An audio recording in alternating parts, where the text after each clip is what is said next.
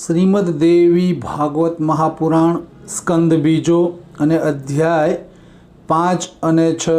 બોલ શ્રી અંબે માત કી જય, ચામુંડા માત કી જય। ભીષ્મ પ્રતિજ્ઞા તથા સત્યવતીની સાથે શાંતનુનું લગ્ન અને કૌરવ પાંડવોના જન્મની કથા। ઋષિઓ બોલ્યા, લોમ હર્ષણ કુમાર શુદ્ધજી, શાપને કારણે વસુઓને જન્મ લેવો પડ્યો તથા ભીષ્મજીની ઉત્પત્તિમાં પણ એ જ કારણ હતું। એ વાત આપે સ્પષ્ટ કરી દીધી। હે ધર્મજ્ઞ, હવે વિસ્તારપૂર્વક એ કહેવાની કૃપા કરો કે વ્યાસજીના માતા સત્યવતીને જે પતિવ્રતા હતા તથા જેમનું સર્વાંગ સુગંધથી પરિપૂર્ણ હતું, રાજા શંતનુને કઈ રીતે પત્ની તરીકે પ્રાપ્ત થયા। શંતનુનું પણ એક મહાન ધર્માત્મા રાજા હતા અને સત્યવતી નિષાદને ઘેર મોટા થયા હતા। તો કયા કારણથી રાજાએ તેમનો સ્વીકાર કર્યો? હે સુવ્રત, આપ અમારા આ સંશયને દૂર કરવાની કૃપા કરો।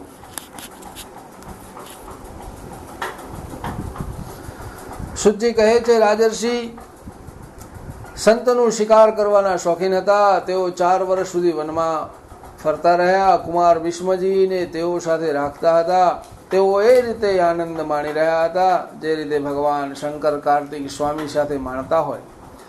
એક સમયની વાત છે, શિકાર કરતા તેઓ કોઈ એવા જંગલમાં પહોંચી ગયા જ્યાં નદીઓના સ્વામીની યમુનાજી આનંદપૂર્વક વહી રહ્યા હતા। ત્યાં તેમને ન સમજાય તેવી પરંતુ ઉત્કૃષ્ટ સુગંધ આવવા લાગી। આ સુગંધ ક્યાંથી આવી રહી છે તેની તપાસ કરવા માટે તેઓ વનમાં ફરવા લાગ્યા। મનમાં જ વિચાર્યું, પારિજાત, કસ્તુરી, ચંપો, માલતી અને અથવા કેતકી, આ બધામાં કોઈની પણ આટલી મનમોહક સુગંધ નથી। મારા મનને આકર્ષિત કરવાવાળી આ સુંદર ગંધને વાયુએ ક્યાંથી લાવીને મારા સુધી પહોંચાડી? આવું વિચારતા વિચારતા શંતનુ રાજા વનમાં આંટા મારવા લાગ્યા। સુગંધથી તેઓ મુગ્ધ થઈ ગયા હતા। તેથી જે દિશામાંથી આ સુગંધિત હવા આવી રહી હતી તે દિશા તરફ જવા લાગ્યા। આગળ જતા યમુનાજીના તટ પર તેમણે એક રૂપવતી સ્ત્રી જોઈ। તે સ્ત્રીએ શૃંગાર પહેર્યો હતો અને ધુમાડા જેવા રંગના ધૂમિલ કપડાં પહેર્યા હતા। આવી સર્વાંગ સુંદરીને જોઈને શંતનુ રાજા આશ્ચર્યમાં પડી ગયા। આ સ્ત્રીના શરીરમાંથી જ સુગંધ નીકળી રહી છે એ વાત નક્કી છે। તે સ્ત્રીનું સૌંદર્ય લૌકિક હતું। તે સુંદરતામાં અદ્વિતીય હતી। તેની અનુપમ સુગંધનું સમસ્ત જગત સન્માન કરતું હતું। યુવાન વય હતી। તેને જોતાં જ રાજા શંતનુનું આ કોણ હશે અને અત્યારે ક્યાંથી આવી હશે? આ કોઈ દેવાંગના છે, મનુષ્ય સ્ત્રી છે, ગંધર્વ છે કે નાગ કન્યા છે? આ શ્રેષ્ઠ ગંધવાળી સુંદરીનો પરિચય કઈ રીતે પ્રાપ્ત કરું?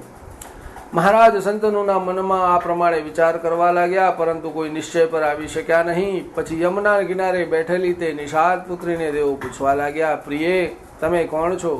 તમારા પિતા કોણ છે? તમે ક્યાંથી અહીં આવ્યા છો? શું તમારી સાથે બીજું કોઈ નથી?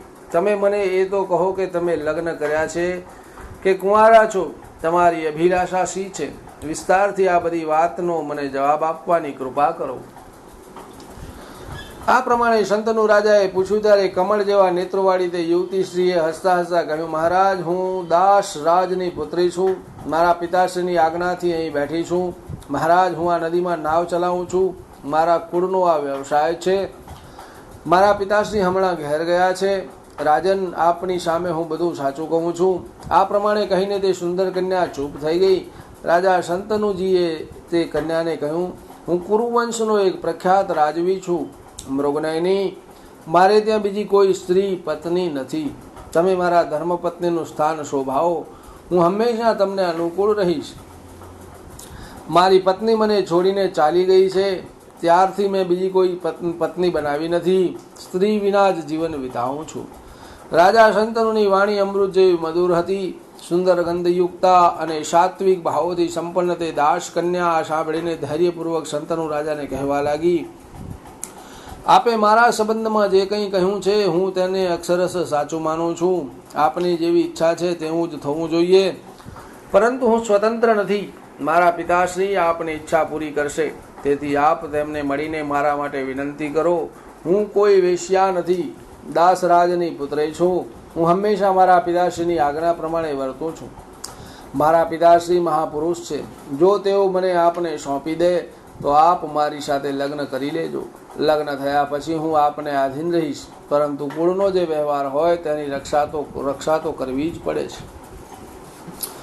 સુજી કહે છે, મહારાજ સંતનું સત્યવતીની વાત સાંભળીને તેની યાચના કરવા માટે દાસરાજના ઘેર પહોંચી ગયા. તેમને આવતા જોઈ રાજને ખૂબ આશ્ચર્ય થયું.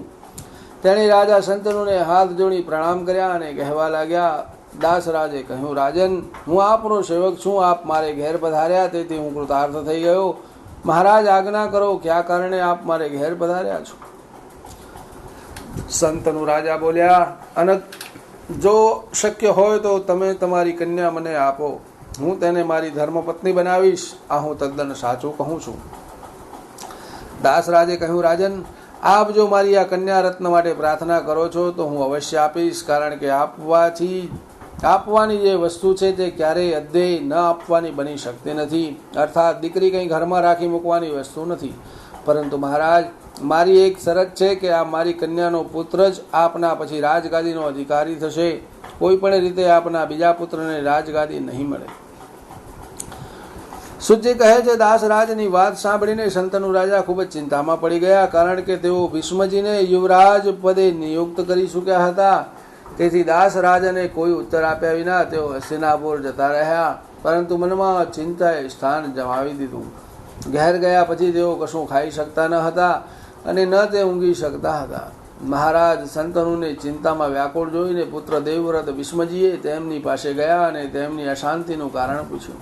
નરેન્દ્ર, આપ રાજાઓના શિરોમણી છો. કયો શત્રુ આપની સામે આવી શકે છે? હું હમણાં જ તેને આપના આધીન કરી શકું છું. સાચું કહેજો, આપ ચિંતામાં કેમ છો? રાજન, જે પુત્ર પિતાના દુઃખને જાણીને તેને દૂર કરવાનો પ્રયત્ન નથી કરતો તેનો જન્મ વૃથા છે. રઘુકુળને દીપાવનારા ભગવાન શ્રી રામ પુત્ર રૂપે દશરથજીને ત્યાં પધાર્યા હતા. પિતાની આજ્ઞાથી રાજ્યનો પરિત્યાગ કરીને તેઓ વનમાં ચાલ્યા ગયા. સીતાજી અને લક્ષ્મણજી સાથે ચિત્રકૂટ પર્વત પર રહ્યા. રાજન, રાજા હરિશ્ચંદ્રનો પુત્ર જે રોહિત નામે પ્રખ્યાત છે, પિતાની ઈચ્છા પ્રમાણે વેચાઈ ગયો. બ્રાહ્મણને ઘેર સેવક તરીકે રહ્યો. મહારાજ, આ શરીર આપનું છે. મારે શું કરવાનું છે? હું અસમર્થ છું? મને જણાવો. હું જીવતો છું ત્યારે તમારે ચિંતા ન કરવી જોઈએ, કારણ કે જે કાર્ય અસાધ્ય છે તેને સાધ્ય બનાવવા હું તૈયાર છું. હે રાજન, આપ બોલો, આપને કઈ ચિંતા સતાવી રહી છે? હું હમણાં જ મારા ધનુષ્યથી તેનું દમન કરી દઉં. જો આવા કાર્યમાં મારું મૃત્યુ થઈ જાય તો મારો જન્મ સફળ થઈ જશે, અને જો મારો પ્રયાસ સફળ થશે તો આપની અભિલાષા પૂરી થઈ જશે. બંને રીતે મને ફાયદો છે. એવા પુત્રને ધિક્કાર છે જે સમર્થ હોવા છતાં પણ પિતાના મનોરથો પૂરા કરવા તત્પર નથી. જે પિતાની ચિંતાને દૂર નથી કરી શકતો એવા પુત્રના જન્મથી શું પ્રયોજન છે? સુજી કહે છે, રાજા સંતનું મનમાં લજ્જિત હતા. તે પુત્ર ભીષ્મની વાત સાંભળીને તુરંત બોલી ઉઠ્યા. રાજાએ કહ્યું, પુત્ર, મને મોટી ચિંતાઓ તો એ છે કે તું મારો એક જ પુત્ર છે. જો કે તું શુરવીર, પરાક્રમી, પ્રતિષ્ઠિત અને યુદ્ધમાં પાછી પાની કરે એવો નથી, છતાં પણ પુત્ર, એક જ સંતાન હોવાથી મારા જેવા પિતાનું જીવન વ્યર્થ છે. કારણ કે ક્યારેક યુદ્ધ થાય અને તેમાં તારું મૃત્યુ થાય ત્યારે હું આધાર વિનાનો થઈ હું શું કરી શકું? પુત્ર, મને આ જ વિશેષ ચિંતા છે. મારા દુઃખનું કારણ આ જ છે. સુજી કહે છે, રાજા શંતનુની વાત સાંભળીને ભીષ્મજીએ વૃદ્ધ મંત્રીઓને પૂછ્યું અને કહ્યું, આ સમયમાં મહારાજ અત્યંત લજ્જિત છે. મને સ્પષ્ટ કંઈ કહેતા નથી. આપ લોકો તેમને પૂછીને સાચી વાત મને કહેવાની કૃપા કરો. પછી હું નિશ્ચિત થઈને તે બધા કાર્યોને સિદ્ધ કરવામાં લાગી જઈશ. ભીષ્મજીની વાત સાંભળીને મંત્રીઓ શંતનુ રાજા પાસે ગયા. સ્પષ્ટ રૂપથી બધી વાતો જાણીને તેમણે ભીષ્મજીને કહી દીધું. ભીષ્મજીએ પિતાશ્રીનો મનસૂબો જાણીને તે જ ક્ષણે મંત્રીઓને સાથે લઈને દાસરાજને ઘેર ગયા અને ખૂબ જ નમ્રતાથી કહેવા લાગ્યા. ભીષ્મજી બોલ્યા, પરંતપ, તમે તમારી સૌભાગ્યવતી પુત્રી મારા પિતાશ્રીને આપો તે માટે હું તમને પ્રાર્થના કરું છું. તમારી આ કન્યા મારા માતા બને. હું તેમનો સેવક છું. દાસરાજે કહ્યું, મહાભાગ, તમે રાજકુમાર છો. મારી પુત્રીનો સ્વીકાર કરી આપની પત્ની બનાવો, કારણ કે એ વાત નિશ્ચિત છે કે તમારી હયાતીમાં મારી પુત્રીનો પુત્ર રાજા નહીં બની શકે. ભીષ્મજી બોલ્યા, તમારી આ કન્યા મારી માં છે. હું રાજ્ય કરવા નથી ઈચ્છતો. હું બિલકુલ નિશ્ચિતપણે કહું છું કે સર્વ પ્રકારે તમારી કન્યાનો પુત્ર જ રાજ્યનો અધિકારી થશે. દાસરાજ બોલ્યા, હું સમજી ગયો, તમે સત્યભાષી છો, પરંતુ જો તમારો પુત્ર બળવાન થયો તો તે આની પાસેથી જબરજસ્તી રાજ્ય છીનવી લેશે, તેમાં કોઈ સંદેહ નથી. ભીષ્મજીએ કહ્યું, તાત, તો હું પ્રતિજ્ઞા કરું છું કે હું લગ્ન જ નહીં કરું. આ વાત સર્વદા સત્ય થઈને રહેશે. મારી પ્રતિજ્ઞા કોઈ પણ પ્રકારે ટળી શકતી નથી. સુજી કહે છે, ભીષ્મજીની આવી અટલ પ્રતિજ્ઞા સાંભળીને દાસરાજે તેની સ્વરૂપવતી કન્યા સત્યવતીને મહારાજ શંતનુ માટે સમર્પિત કરી દીધી. આ પ્રમાણે શંતનુ રાજાએ સત્યવતીને પોતાની પત્ની બનાવ્યા. આ કન્યાથી પહેલા વ્યાસજીનો જન્મ થઈ ચૂક્યો હતો. એ વાતની શંતનુ રાજાને જાણ ન હતી. સુજી કહે છે, આ પ્રમાણે મહારાજ શંતનુએ સત્યવતી સાથે લગ્ન કર્યું. સત્યવતીને 2 પુત્રો થયા અને સમય અનુસાર મરી પણ ગયા. પછી વ્યાસજી દ્વારા વિચિત્ર વીર્યના ક્ષેત્રમાં ધૃતરાષ્ટ્રનો જન્મ થયો, જે નેત્રહીન હતા. વ્યાસ મુનિને જોઈને તે સ્ત્રીએ આંખો બંધ કરી દીધી હતી. તેના પરિણામે તે અંધ પુત્રની મા બની. બીજી સ્ત્રીએ વ્યાસજીને જોઈને પોતાના પૂરા શરીર પર સફેદ ચંદન લગાડી દીધું હતું. તેના પરિણામે તેનો પુત્ર પાંડુ રોગ વાળો થયો. દાસીથી વિદુરજીનો જન્મ થયો. વિદુરજી સત્યવાદી, ધર્મના અવતાર અને પુણ્યાત્મા પુરુષ હતા. મંત્રીઓએ નાના પુત્ર પાંડુને રાજા બનાવ્યા. અંધ હોવાને કારણે ધૃતરાષ્ટ્રને રાજ્યનો અધિકાર ન મળ્યો. ભીષ્મજીની સંમતિ લઈને મહાપરાક્રમી પાંડુ રાજ્યનો કાર્યભાર સંભાળવા લાગ્યા. બુદ્ધિમાન વિદુરજી મંત્રી પદ પર નિયુક્ત થયા. ધૃતરાષ્ટ્રને 2 પત્નીઓ હતી. એકનું નામ હતું ગાંધારી, જે શુબલ રાજાના પુત્રી હતા. બીજીનું નામ વૈશ્ય કન્યા હતું. તે ઘરનું કાર્ય સંભાળતા હતા. વેદવાદી વિદ્વાન પાંડુને પણ 2 પત્નીઓ હતી. એક હતા સુરસેન કુમારી કુંતી અને બીજા હતા માદરી. તેઓ મદ્ર રાજાના પુત્રી હતા. ગાંધારીના અત્યંત સુંદર 100 પુત્રો હતા. વૈશ્યાથી 1 પુત્રનો જન્મ થયો, જે પરમ મનોહર અને યુદ્ધનો ખૂબ જ શોખીન હતો. કુંતી જ્યારે તેમના પિતાને ઘેર કન્યાવસ્થામાં હતા ત્યારે તેમણે કર્ણને જન્મ આપ્યો. સૂર્યની કૃપા પ્રસાદથી તેથી સુંદર એવા પુત્રનો જન્મ થયો. તેનું નામ કર્ણ રાખવામાં આવ્યું. ત્યાર પછી કુંતીજી પાંડુના પત્ની બન્યા. ઋષિઓ બોલ્યા, મુનિવર સુતજી, આપ આ કેવી વિચિત્ર વાત કરી રહ્યા છો કે કુંતીએ પહેલા પુત્રને જન્મ આપ્યો અને ત્યાર પછી તેમનું પાંડુ સાથે લગ્ન થયું. સૂર્ય સાથે તેમનો સંયોગ કઈ રીતે થયો, જેથી કુંતીને કર્ણની માતા બનવું પડ્યું? અને તો પછી કુંતી કન્યા કઈ રીતે રહ્યા, જેથી પાંડુએ તેમની સાથે લગ્ન કર્યું? આ બધી વાતો અમને જણાવવા કૃપા કરો. સુજી કહે છે, દ્વિજવરો, જ્યારે સુરસાયન પુત્રી કુંતી ખૂબ નાના હતા ત્યારે રાજા કુંતી ભોજ તે કલ્યાણી કન્યાને માગીને તેમના ઘેર લાવ્યા હતા. તેમને પુત્રીની જેમ પોતાને ત્યાં રાખ્યા. કુંતી અત્યંત સુંદર હતા. અગ્નિહોત્રનો સમય હતો. રાજા કુંતી ભોજની આજ્ઞાથી તે કન્યા સેવાનું કાર્ય કરી રહ્યા હતા. ચોમાસાનો દિવસ હતો. પ્રાતઃકાળનો પુણ્ય સમય હતો. મુનિવર દુર્વાસાજી ત્યાં પધાર્યા. કુંતીએ મુનિનું અત્યંત આદરપૂર્વક સ્વાગત કર્યું. કુંતીની સેવાથી દુર્વાસાજી ખૂબ પ્રસન્ન થયા. ત્યાર પછી મુનિએ કુંતીને એક એવો ઉત્તમ મંત્ર આપ્યો, જેનો પ્રયોગ કરીને આવાહન કરવાથી દેવતા સ્વયં ત્યાં આવીને ઈચ્છા પૂરી કરે. દુર્વાસાજીના ગયા પછી કુંતી પોતાના મહેલમાં બેસીને તે મંત્રના પ્રભાવને જાણવા ઉત્સુક બન્યા. મનમાં વિચાર્યું કે હું કયા દેવતાનું આવાહન કરું. તે સમયે સૂર્યનારાયણ નભમંડળમાં વિરાજમાન હતા. તેમના ઉપર કુંતીજીની નજર પડી. મંત્રનો પ્રયોગ કરીને તે પ્રતાપી કિરણોવાળા સૂર્યદેવનું આવાહન કરવા લાગ્યા. આવાહન કરતાં જ સૂર્યમંડળમાંથી એક અતિ સુંદર પુરુષનું રૂપ ધારણ કરીને ભુવન ભાસ્કર અંતઃપુરમાં કુંતીની સમક્ષ આવી પહોંચ્યા. તેમને જોઈને કુંતીના આશ્ચર્યનો પાર ન રહ્યો. તેઓ થરથર ધ્રુજવા લાગ્યા. પછી સુંદર નેત્રોવાળા કુંતી હાથ જોડીને ઊભા થયા અને તે મનોહર પુરુષને કહેવા લાગ્યા, ભગવાન, આપના દર્શનથી મને અપાર હર્ષ થયો છે. હવે આપ અહીંથી આપના સ્થાને પધારો. ભગવાન સૂર્યએ કહ્યું, કુંતી, તમે મંત્રનો પ્રયોગ કરીને મને કેમ બોલાવ્યો? તમારા બોલાવવાથી હું તમારી સામે આવ્યો છું, ત્યારે મારું સ્વાગત કેમ કરતા નથી? તમારા મંત્રના પ્રભાવથી હું વિવશ છું. કુંતીએ કહ્યું, હે ધર્મના રહસ્યને જાણવાવાળા ભગવાન, આપનાથી કશું અજાણ્યું નથી. હું અત્યારે કન્યા છું. હે સુવ્રત, આપના ચરણોમાં મારું માથું નમાવું છું. ભગવાન સૂર્ય બોલ્યા, કુંતી, તમે જો મારું સ્વાગત નહીં કરો તો જે ઋષિએ તમને મંત્ર આપ્યો છે તેમને હું શાપ આપીશ. સાથે સાથે તમે પણ મારા કઠોર શાપમાંથી બચી શકશો નહીં. સુમુખી, એવું નક્કી સમજી લો કે તમારો કન્યા ધર્મ જળવાઈ રહેશે. સાધારણ મનુષ્ય આ રહસ્યને જાણી શકશે નહીં અને મારા જેવો જ તેજસ્વી બાળક તમારાથી ઉત્પન્ન થશે. ત્યાર પછી કુંતીને ઈચ્છિત વરદાન આપીને ભુવન ભાસ્કર પોતાના લોકમાં પધારી ગયા. કુંતી ગર્ભવતી થયા. તેઓ હંમેશા પોતાના ગુપ્તવાસમાં રહેવા લાગ્યા. આ રહસ્યની એક સ્ત્રી સેવક ધાયને ખબર પડી. એ સિવાય ન કુંતીની મા જાણી શક્યા કે ન બીજા કોઈ જાણી શક્યા. ભવનમાં છુપી રીતે પુત્રનો જન્મ થયો. તે બાળક અત્યંત સુંદર હતો. જન્મથી જ તેના કાનોમાં 2 સુંદર કુંડળ અને દિવ્ય કવચ હતું. તે બાળક બીજા સૂર્ય જેવો અથવા કાર્તિક સ્વામી જેવો તેજસ્વી હતો. ધાય સ્ત્રીએ તે બાળકને ઉઠાવી લીધો અને ભારે લજ્જાગ્રસ્ત બનેલા કુંતીને કહેવા લાગી, સુંદરી, હું તમારી સેવામાં હાજર છું. પછી તમે શેની ચિંતા કરો છો? ત્યાર પછી તે બાળકનો ત્યાગ કરીને એક પેટીમાં મૂકતા કુંતી તે બાળકને કહેવા લાગ્યા, બેટા, મને અત્યંત દુઃખ થાય છે, પરંતુ હું લાચાર છું. હું શું કરું? તું મને પ્રાણ જેવો પ્રિય છે, તેમ છતાં તારો ત્યાગ કરવો મારા માટે આવશ્યક બની ગયો છે. બેટા, તારામાં બધા શુભ લક્ષણો વિદ્યમાન છે. હું દુર્ભાગી છું. ત્યારે તો તને હું મારાથી વિખૂટો પાડી રહી છું. માતા કાત્યાયની સગુણ અને નિર્ગુણ સ્વરૂપિણી છે. તે બધાની અધિષ્ઠાત્રી અને અખિલ જગતની માતા છે.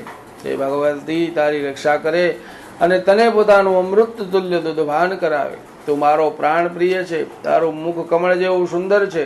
હવે પછી તારું મુખ જોવાનો મને ક્યારે સુયોગ પ્રાપ્ત થશે?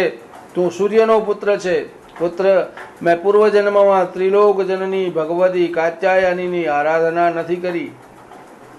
તે કલ્યાણમયી દેવીના ચરણ કમળોનું ચિંતન નથી કર્યું. તેથી હું દુર્ભાગી રહી. તારો ત્યાગ કર્યા પછી હું વનમાં જઈને તપ કરીશ.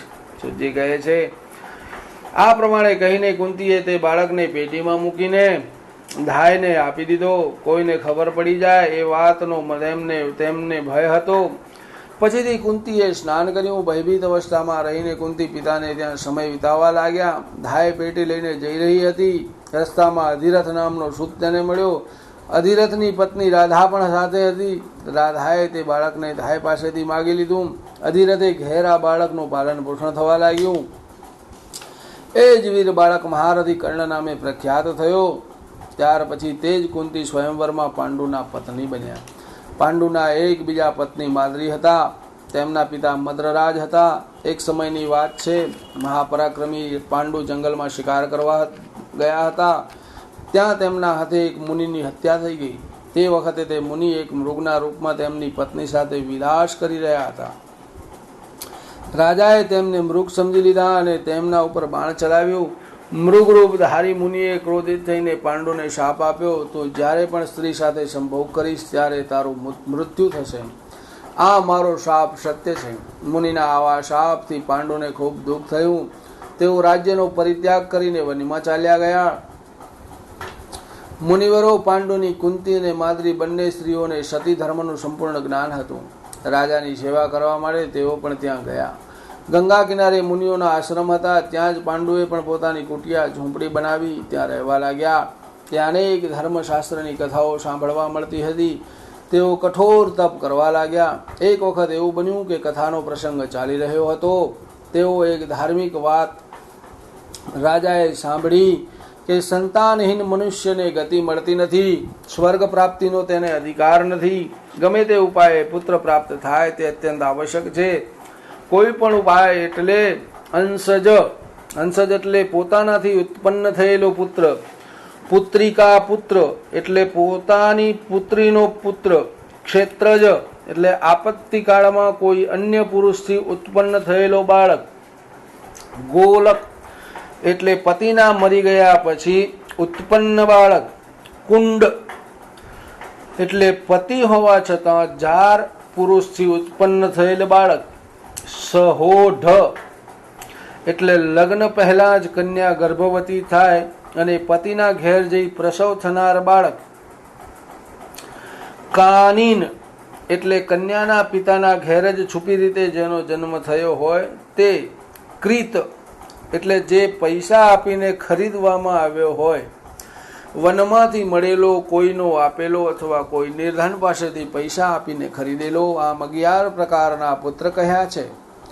તેમાં ઉત્તરોત્તર એકથી એકને નિષ્કૃષ્ટ માનવામાં આવે છે. આવું સાંભળીને પાંડુએ પોતાની પત્ની કમળનયની પ્રિયા કુંતીને આ વાત કહી.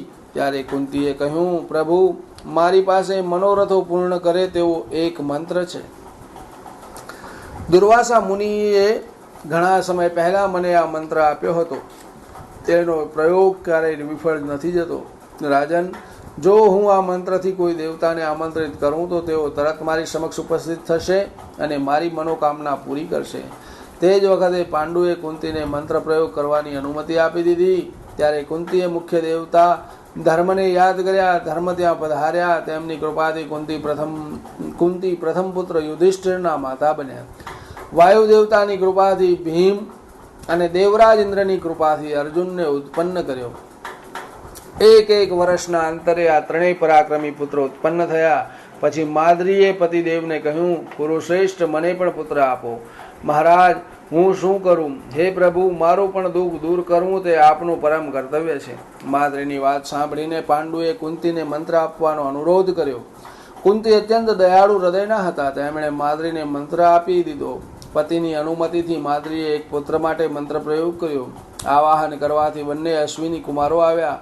તેમના અનુગ્રહથી માદ્રી નકુલ અને સહદેવ બંનેના માતા બન્યા. દ્વિજવરો આ પ્રમાણે 5 દેવકુમાર પાંડવ ક્ષેત્રજ પુત્ર થયા.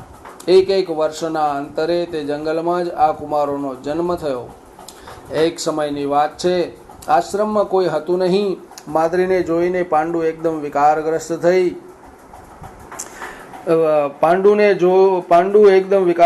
થઈ ગયા. મૃત્યુ માથા પર નાચવા લાગ્યું. તેમણે માદ્રીને પકડી લીધા. માદ્રીએ તેમને રોકવાનો ખૂબ પ્રયત્ન કર્યો, છતાં પાંડુ દેવયોગે ન કરવાનું કરી બેઠા અને માદ્રી સાથે સંયોગ થતાં જ શાપવશ પાંડુનું શરીર ધરતી પર ગબડી પડ્યું.